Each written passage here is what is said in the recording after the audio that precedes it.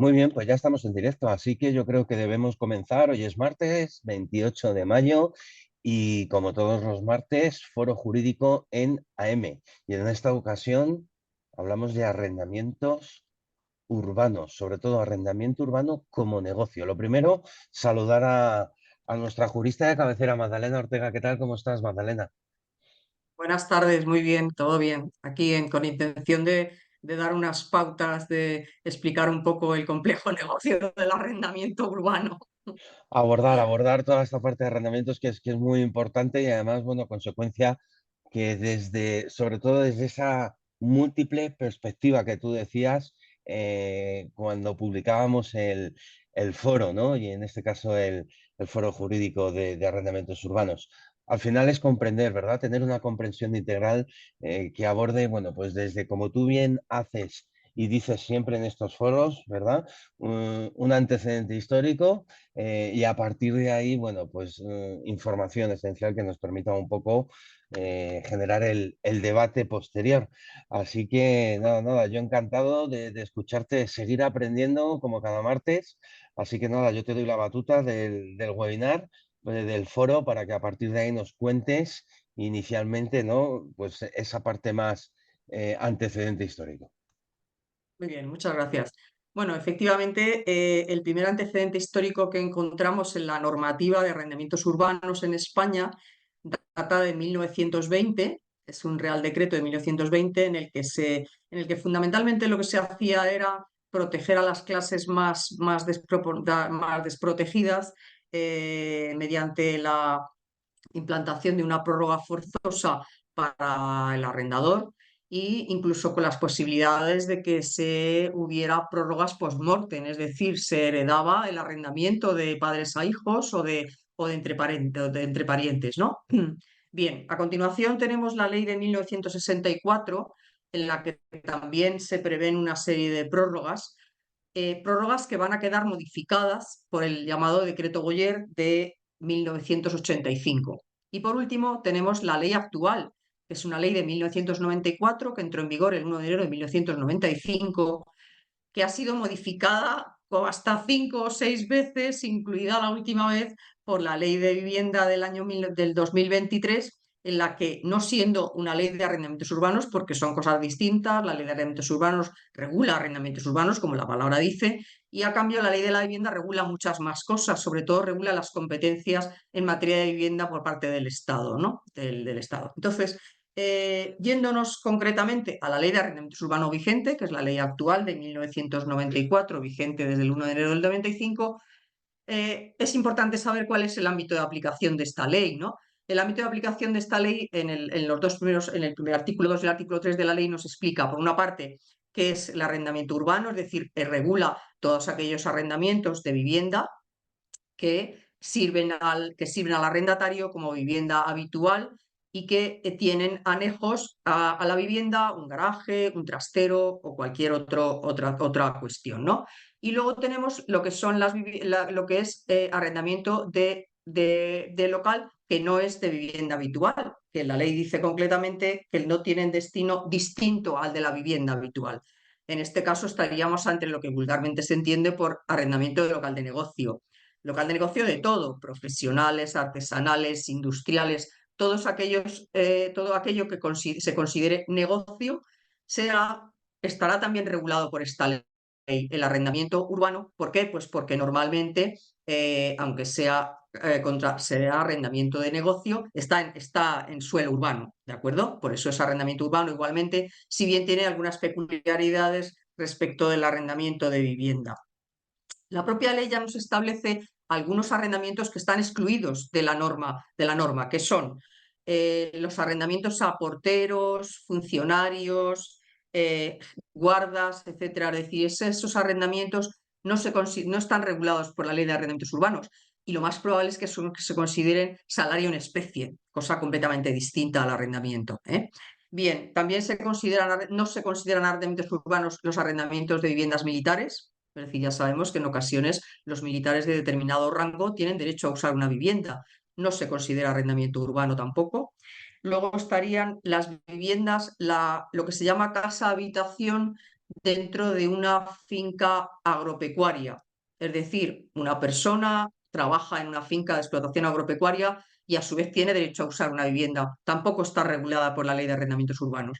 Y por último, bueno, dos más. Las viviendas universitarias, es decir, por ejemplo, si nos situamos en Madrid, en Moncloa, sabemos que está llena de pisos y viviendas que se alquilan a los universitarios porque ahí está la ciudad universitaria. No se regularían por la ley de arrendamientos urbanos tampoco. Y por último, las viviendas turísticas tampoco se regulan por la ley de arrendamientos urbanos, ¿eh? Es decir, están fuera, tienen su normativa específica. ¿De acuerdo?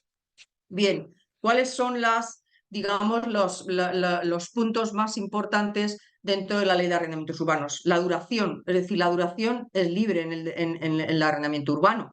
Si bien está previsto que si es de menos de 5 años o de 7 cuando el arrendatario sea persona jurídica, en este caso se va a prorrogar a voluntad del arrendatario, ¿eh? No a voluntad del arrendador.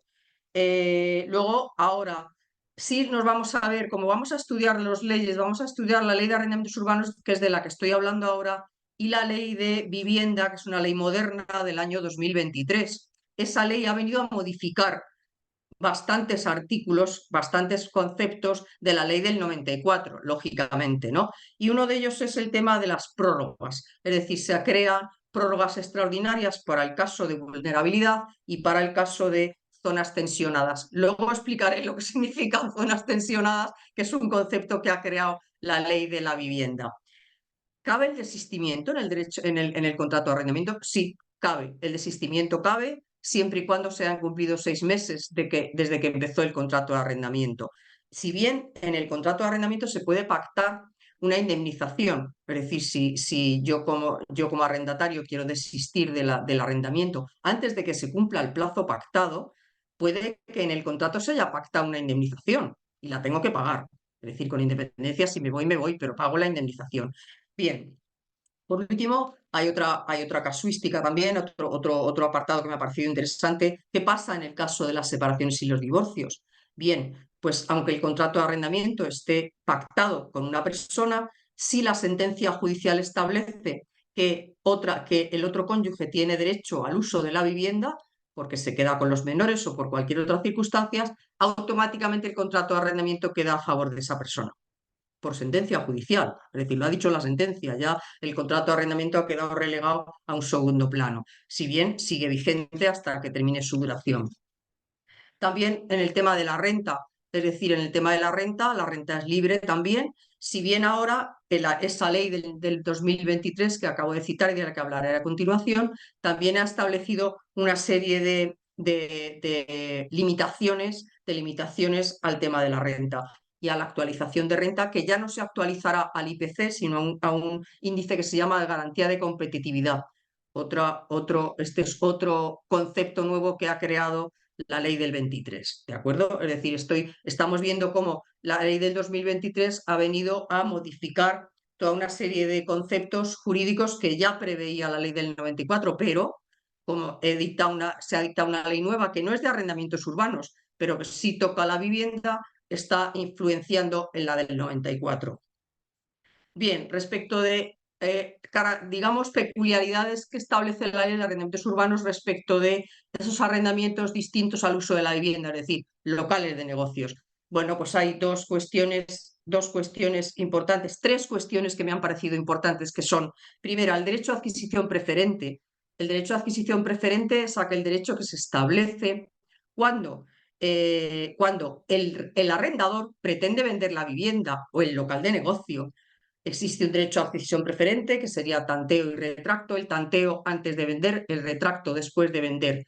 Esto que es, bien, son dos derechos que establece la ley. ¿Para qué? Para que si el arrendatario se quiere quedar con la vivienda, digamos que sea el primero que tenga derecho a adquirir esa vivienda antes que un tercero.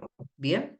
También estaría el otro tema que es una cuestión habitual solo en el local de negocio, que es el traspaso, que se llama también cesión del local. Si la cesión del local es parcial, el arrendador tiene derecho a subir la renta a un 10% y si es total a un 20%. Y por último, ¿qué pasa en el supuesto de que transcurridos 5 años o 7 el arrendador no quiere seguir con el arrendamiento y yo tengo un local de negocio en el que me iba bien o tal o cual. Entonces, hay dos fórmulas, que es, hay la fórmula de establecer una indemnización. Sí, pero no la establezco yo porque quiero, es que lo dice la ley. Y la ley establece la casuística de cuándo se puede establecer, si se sale del municipio, si no se sale, si se mantiene la misma actividad, si se mantiene distinta actividad. Todo está previsto en la ley, ¿de acuerdo? Es decir, es una peculiaridad que solo se da en el contrato de arrendamiento de local de negocio, nunca en el contrato de vivienda, claro, porque en la vivienda no hay esta circunstancia, ¿de acuerdo? Y ahora me voy a centrar un poco en la ley del derecho a la vivienda. Esta ley es una ley que es de ley 12 de 2023. Es una ley modernísima. Es una ley que no necesariamente trata del arrendamiento, es una ley que trata sobre la vivienda en general. Es decir, es una ley que trata sobre todos aquellos aspectos en los que el Estado va a intervenir para que se respete el derecho a la vivienda. Entonces, hace una definición complejísima de todos los tipos de vivienda que están previstos en la ley, crea el Estatuto Básico del Ciudadano y crea dos conceptos nuevos que los he nombrado antes, que son, ¿qué es un gran tenedor? Un gran tenedor es una persona física o jurídica que tiene más de 10 viviendas o 5 en zona tensionada. ¿Qué significa zona tensionada? Zona tensionada significa aquella zona en la que por el precio o por la cantidad de viviendas hay problema de vivienda. Eso significa la palabra, o sea, sí, el concepto zona tensionada, ¿no? Entonces, en este caso, lo que ha hecho la ley ha sido, esta ley ha provocado que aquellas personas o aquellas empresas que se encuentren en la circunstancia de ser gran tenedor se van a tener que sujetar a los límites que la ley va a poner respecto de la subida de la renta, sobre todo respecto de la subida de la renta, ¿de acuerdo? Luego, una cosa que me ha parecido interesante destacar, de entre las muchísimas cosas que prevé esa ley, que habla sobre todo de vivienda en todos los aspectos en los que el Estado debe de influir para el tema de la vivienda, etcétera. Se prevé la posibilidad de que los ayuntamientos pongan recargos en el IBI para aquellas viviendas que queden sin habitar, que queden cerradas con carácter permanente. Entonces, digamos que prevé la posibilidad, es un derecho que le da a los ayuntamientos de modular. Es decir, ahora yo como ayuntamiento estoy detectando que tengo no sé cuántas viviendas vacías, pues vale, usted si quiere la tiene vacía, pero le voy a subir el IBI. ¿Es justo? ¿No es justo? Ahí no voy a entrar. Es decir, yo os explico las leyes, no puedo juzgarlas, pero me ha parecido interesante de destacar, porque a veces hay un temor, yo he tenido clientes que te dicen que me da mucho miedo porque si la alquilo, luego a ver cómo los echo o no los echo, o me van a destrozar la vivienda, cosas de estas, o el local de negocio, es decir, no siempre se circunscribe, los problemas pueden circunscribirse tanto al local de negocio como a la vivienda. Y entonces, pues bueno, a lo mejor de repente a mí me da por tener una vivienda cerrada 5 años sin alquilarla. Pues esta ley le permite a los ayuntamientos crear un recargo especial en el IBI de esas viviendas, ¿de acuerdo? Es una novedad y está en la ley, ¿entiendes? Entonces, bueno, vamos a hablar del contrato de arrendamiento. Es decir, el contrato de arrendamiento lo primero es seguridad jurídica. Es decir, alquiles una vivienda, alquiles un local, alquiles una oficina, me da igual. Es decir, el contrato de arrendamiento tiene la seguridad jurídica de establecer cuáles van a ser los puntos, las pautas, los límites, los derechos y obligaciones de cada una de las partes.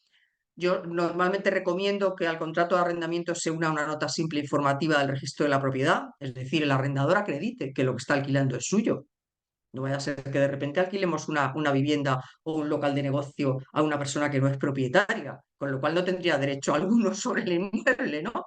Eso suele ser, bueno, es una cuestión que parece muy liviana, pero es muy importante que el contrato de arrendamiento se una una nota simple informativa o en su defecto los datos exactos del registro de la propiedad.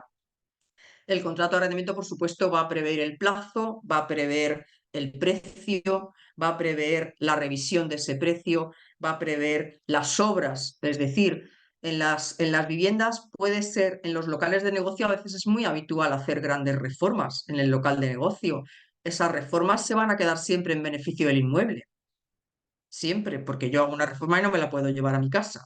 Entonces, hay que pactar también quién paga esa reforma, cómo se paga. Hay, por supuesto, siempre que pedir autorización al arrendador, siempre, es decir, yo como arrendatario no puedo coger y decir ahora hago lo que me da la gana con este local, de ninguna manera, es decir, eso está completamente prohibido.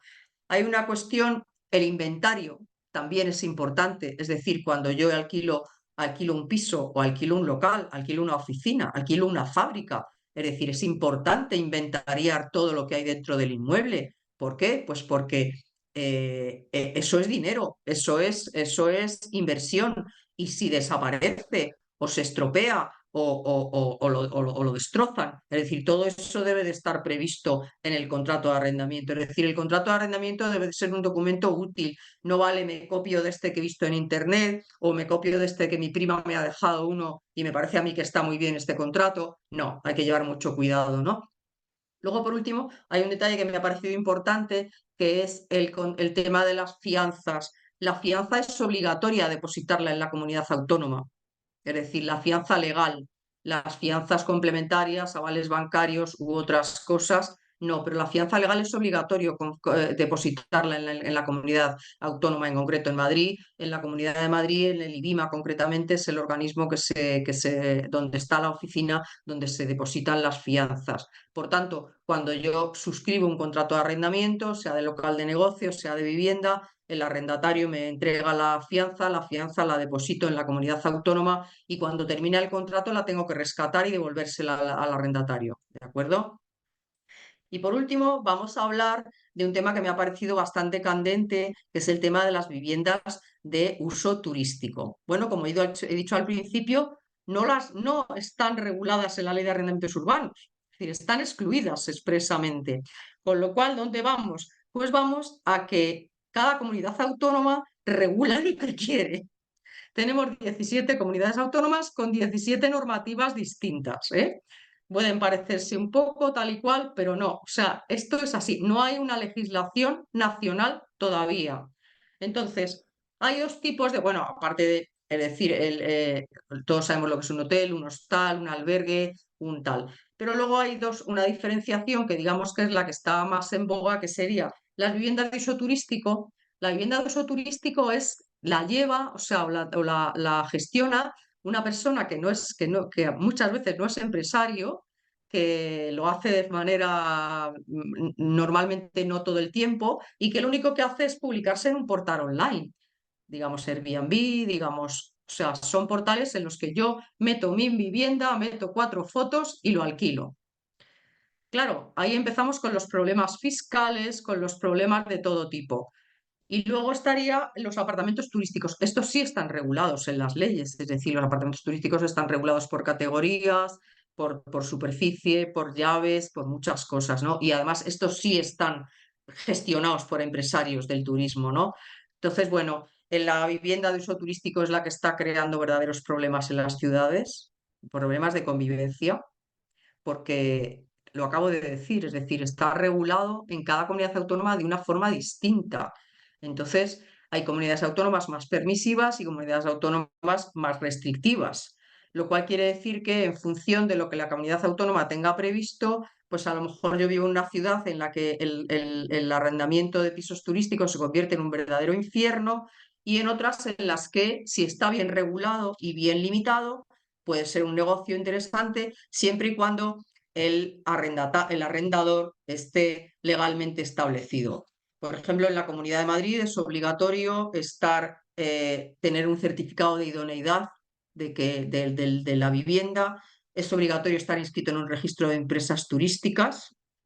En Valencia hay una tasa turística. En Barcelona hay que cumplir con un plan especial urbanístico de alojamiento que está en vigor desde el año 2017, o sea, es decir, así podría ir a las 17 comunidades autónomas, ¿no? Eh, es un problema, bajo mi punto de vista, hay dos problemas. Hay un problema de que se vigile qué negocio hay detrás de todo eso, cómo se lleva el negocio, se está tributando legalmente y segundo lugar, un problema de orden público. Es decir, de la misma forma que un hotel, un apartamento turístico, cualquier alojamiento cumple toda una normativa en materia de turismo, de orden público y de otras cosas, ¿por qué estas personas que están alquilando los apartamentos, los pisos de uso turístico, no van a cumplir todas esas normas? Porque entonces es un desastre, ¿no? Y luego también a nivel de necesidad de vivienda también. Es decir, a lo mejor habrá en algunos sitios en los que se están utilizando como uso turístico y no hay vivienda para la persona que vive en la ciudad, ¿no? O sea, por ejemplo, estos días está saliendo en prensa que en las islas hay unos problemas gravísimos de falta de vivienda, incluso para la gente que tiene trabajo en las islas durante toda la temporada alta de turismo, ¿no? Entonces, bueno, yo creo que en ese sentido es preciso que haya una legislación que unifique criterios, por supuesto que regule el tema, aparte de esa ley de vivienda que no está regulando en sí mismo el turismo, por supuesto. La ley de la vivienda está regulando la vivienda en el amplio sentido de la palabra, en todo lo que significa vivienda, derecho a la vivienda, construcción de viviendas, etcétera. No está centrada en el turismo, ni mucho menos, pero sí entiendo que el turismo de las ciudades puede llegar a ser un problema grave, ¿no? Un problema grave que de alguna forma habrá que legislar y habrá que limitar. Sí.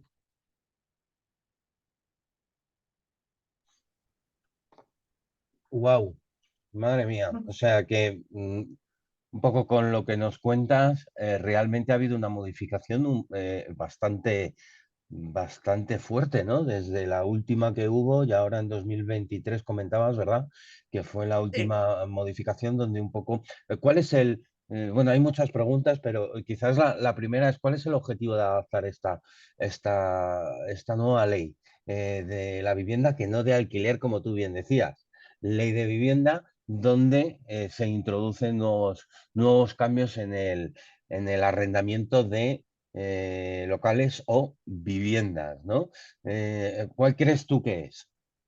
Bueno, en realidad la ley 23, la ley esta del 2023 está regulando toda una situación de derecho a la vivienda. Es decir, no está regulando el arrendamiento solo, está regulando todo aquello que represente derecho a la vivienda, está regulando el suelo, está regulando muchas cosas. Lo que pasa es que, claro, de perfil está influyendo en el arrendamiento, porque el arrendamiento al fin y al cabo es de viviendas o de local de negocio.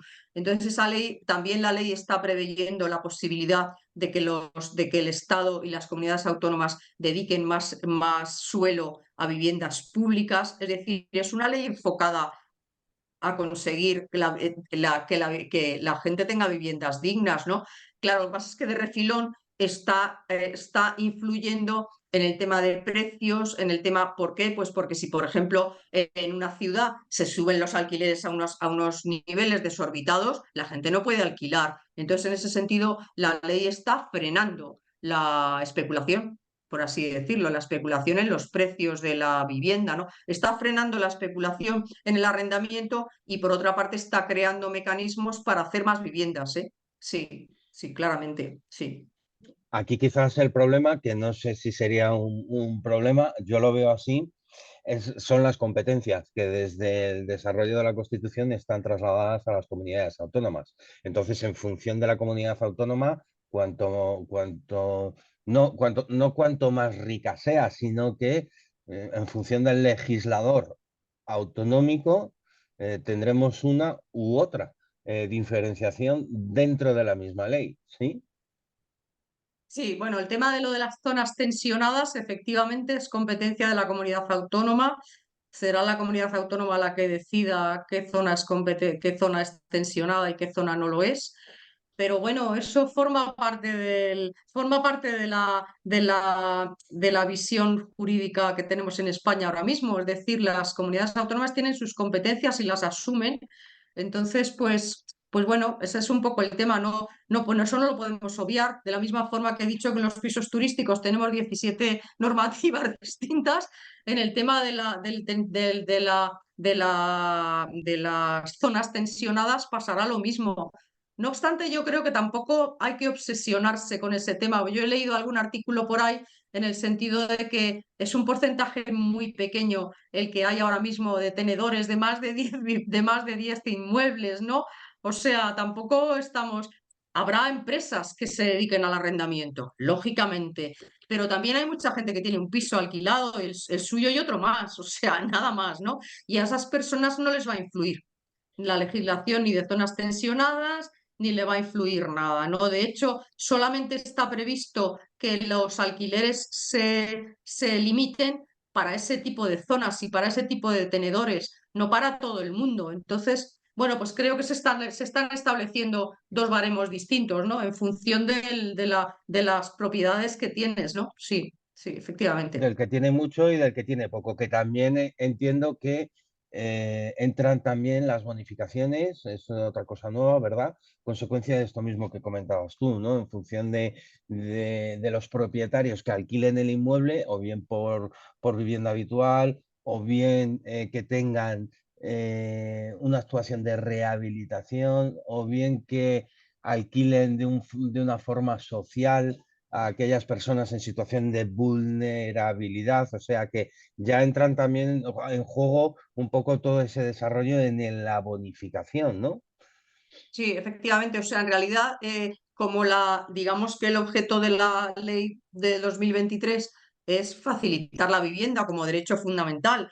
Entonces, bueno, efectivamente toca aspectos en ese sentido. Lo de la vulnerabilidad es cierto, es decir, se establecen prórrogas especiales por vulnerabilidad. Es decir, si yo tengo un problema de vulnerabilidad, encima me echan de mi casa, pues ya termino voy a la ruina directamente y a vivir a la calle, ¿no? Entonces, sí, efectivamente, esa ley está preveyendo circunstancias, todas ellas para favorecer el tener vivienda digna. Es decir, ya nos hemos salido del concepto de arrendamiento de negocio, nos vamos a un derecho fundamental, son cosas completamente distintas, pero que esta ley de alguna forma tiene que tocar. Es decir, está tocando todo. Sí, efectivamente.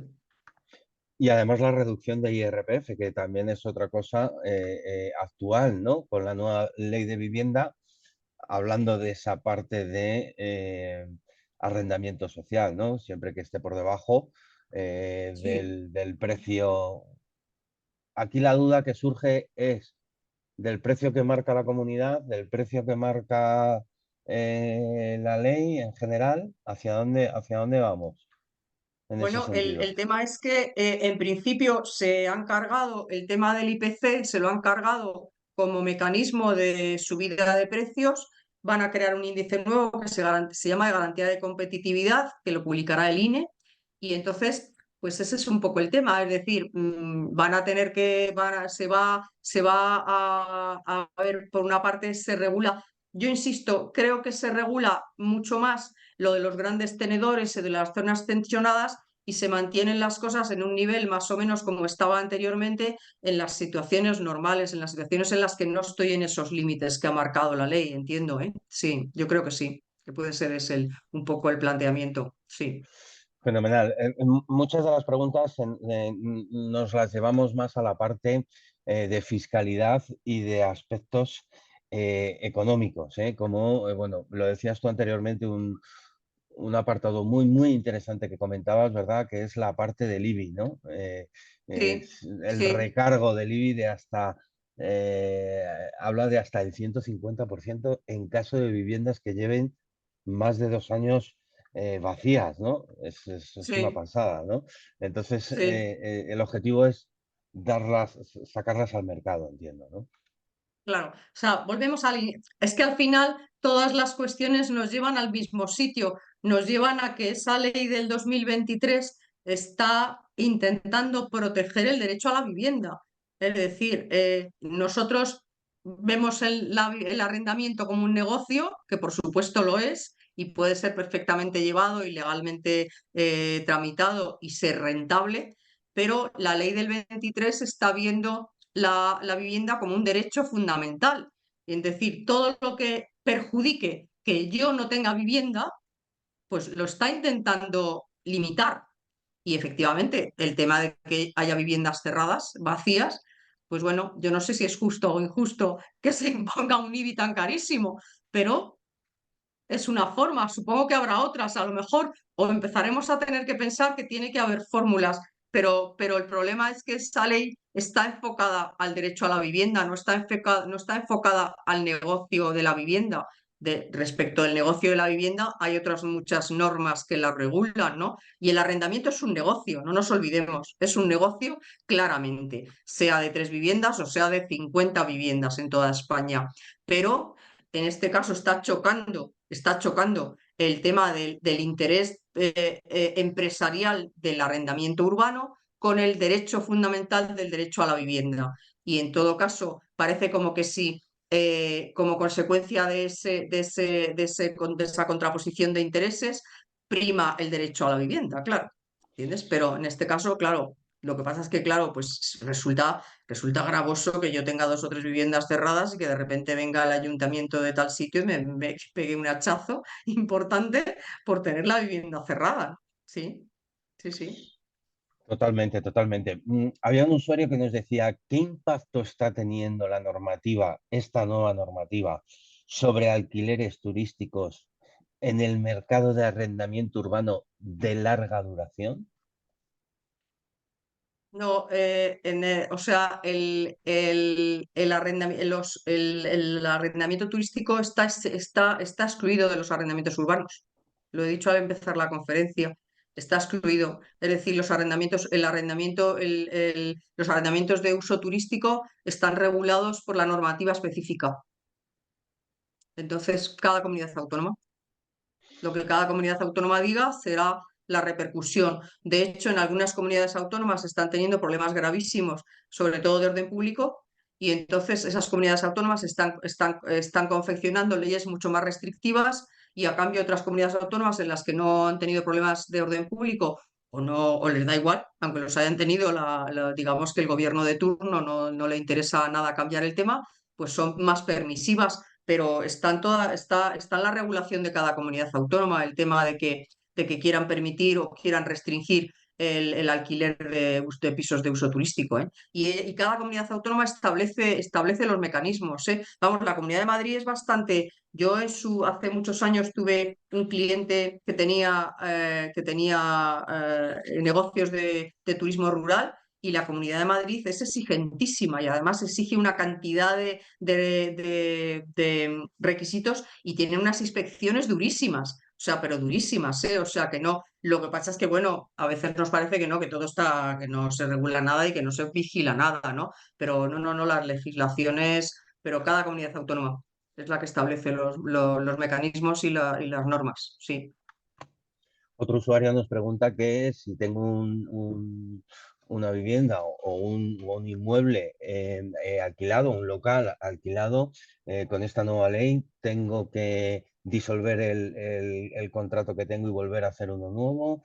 ¿Cuál es tu consejo? No, ¿Seguir con este no, mismo hasta no, su sí. renovación, por ejemplo? Sí, o sea, en realidad la ley de la vivienda solo ha cambiado respecto del arrendamiento urbano, solo ha cambiado el tema del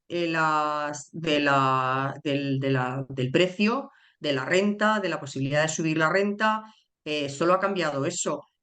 No ha cambiado nada de todo lo demás, es decir, los artículos que se han modificado de la ley de arrendamientos urbanos los he comentado. No, es decir, yo tengo una ley, yo tengo un artículo, yo tengo un contrato de arrendamiento y el contrato de arrendamiento sigue vigente, salvo que si hay alguna peculiaridad o algún artículo de los que ha modificado la ley del 2023, pues efectivamente el contrato de arrendamiento quedará modificado en ese sentido, pero será vigente, o sea, no hay ningún problema, los contratos de arrendamiento siguen vigentes, sí, sí, sí. O sea, en Ya. realidad lo que más ha tocado la ley de vivienda es el tema de los precios, es el tema de los precios. Todo lo demás, es decir, fianza, obras, cesión de locales, todos esos otros conceptos que he explicado, no los ha tocado la ley de la vivienda, ¿eh? Para nada, no los toca. No, no. Tema de desahucios, que tocan en la parte de desahucios, hay una nueva No, situación. no los ha tocado. Nada, no los toca tampoco. La ley de los desahucios tampoco los toca, tampoco los toca la ley de vivienda, tampoco toca el tema de los desahucios. Yo como abogado, la única pega que le pongo al tema de los desahucios es que normalmente suelen tardar más de lo necesario.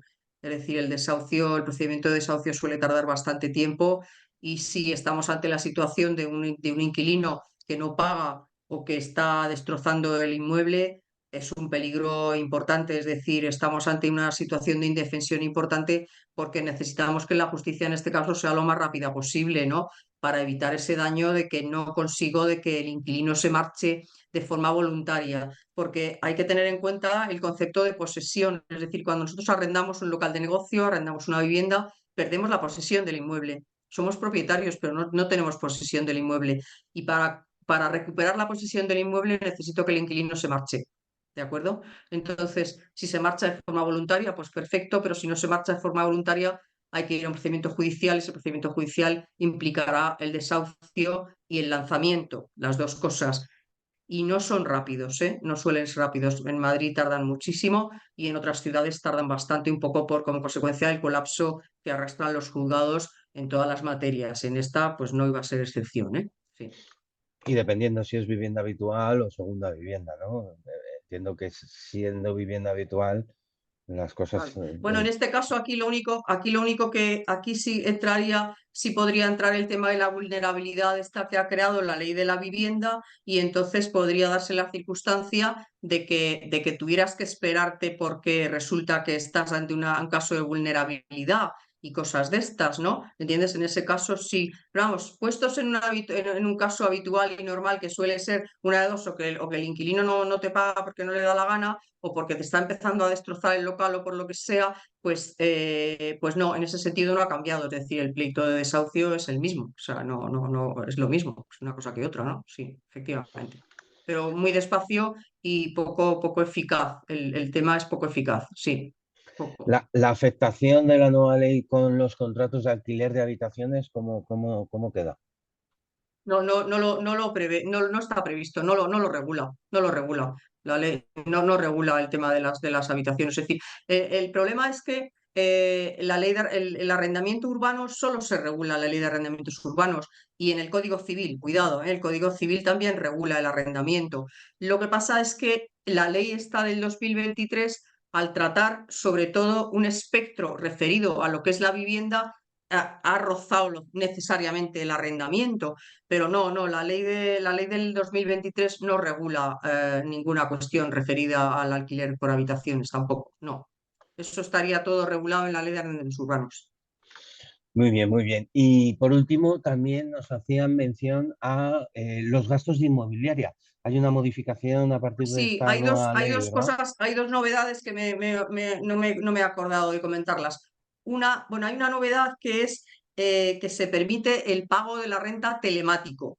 La verdad es que esto es una cuestión que no tiene demasiado sentido, porque o sea, digamos que desde hace 1000 años en los contratos de arrendamiento ya poníamos el número de cuenta al que había que hacer la transferencia bancaria, ¿no? O sea, no, yo no en toda mi vida profesional no he visto a nadie ir con el dinero en la mano y cosas de esas a pagar el arrendamiento, ¿no? Entonces, cuando dice medios telemáticos, supongo que quiere decir Bizum o algo así, no lo sé, o hacer la transferencia a través de la web correspondiente o de la app correspondiente del banco de turno, ¿no? Porque otros medios telemáticos no los veo, ¿no? Y luego, efectivamente, se ha impuesto la obligación de que los gastos de las inmobiliarias los pague el arrendador. Sí, eso está previsto en la ley, que los gastos de la inmobiliaria los pague el arrendador. Eso es. Sí, sí, sí, eso es otra novedad. Sí, sí.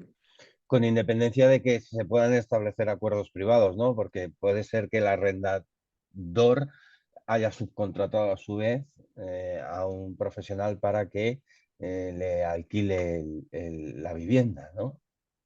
Claro, pero yo en principio Las entiendo que famosas inmobiliarias. claro, tal y como digo yo, tal y como yo lo entiendo, en principio esos honorarios los tendría que pagar el arrendador. Sí. Cosa distinta es la compraventa. Son cosas distintas. O sea, en la compraventa no dice nada. En la compraventa sigue habiendo libertad de pactos entre las partes, ¿no? Pero en el arrendamiento la ley dice que los gastos los paga el arrendador. Sí, sí, sí, sí. En el arrendamiento, sí, sí. Fenomenal, fenomenal. Oye, muy interesante el debate de hoy, arrendamientos urbanos.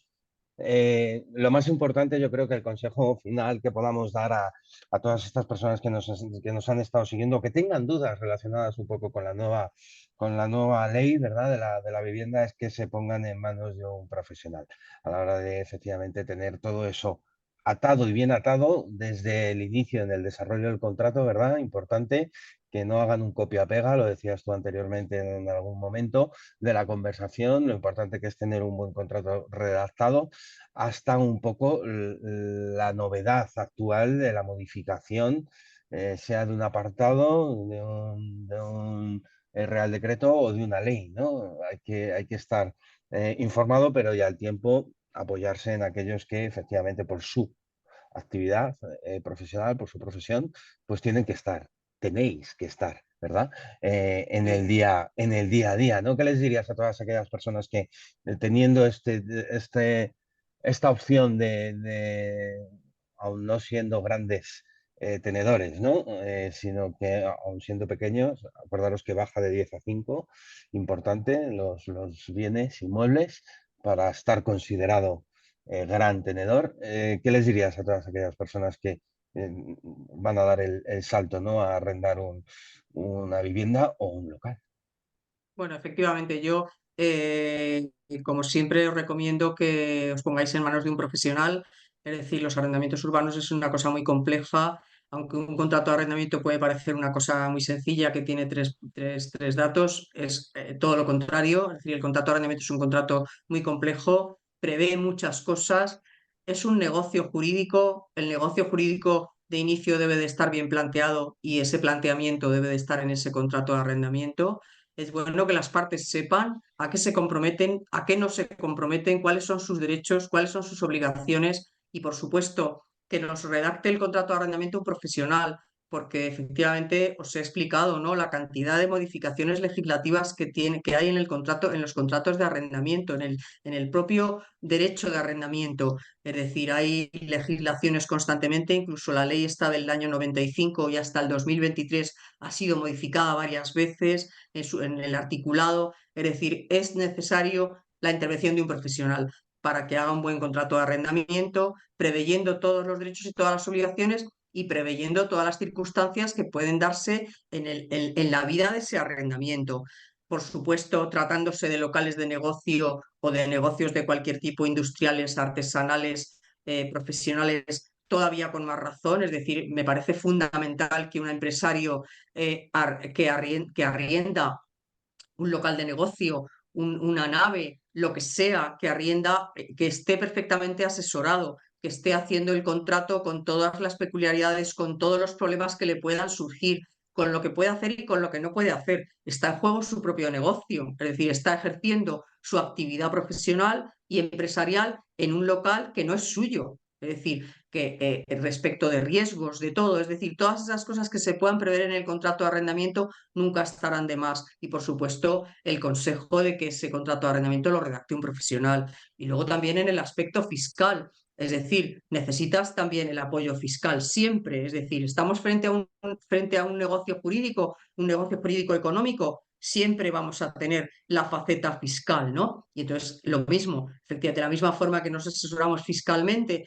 para hacer cualquier transacción económica o empresarial, también nos debemos de apoyar en el fiscalista para tener en cuenta cómo tratamos el arrendamiento urbano, cómo lo declaramos, qué hacemos, qué es obligatorio, qué no lo es. Es decir, creo que es imprescindible el apoyo profesional, tanto el jurídico como el fiscal, de cara a un contrato de arrendamiento. Y, por supuesto, no dejarnos guiar de cualquiera. Es decir, si alguien que no es experto en arrendamientos urbanos nos redacta un contrato, nos puede redactar un contrato que el día de mañana ante un juzgado no sirva de nada.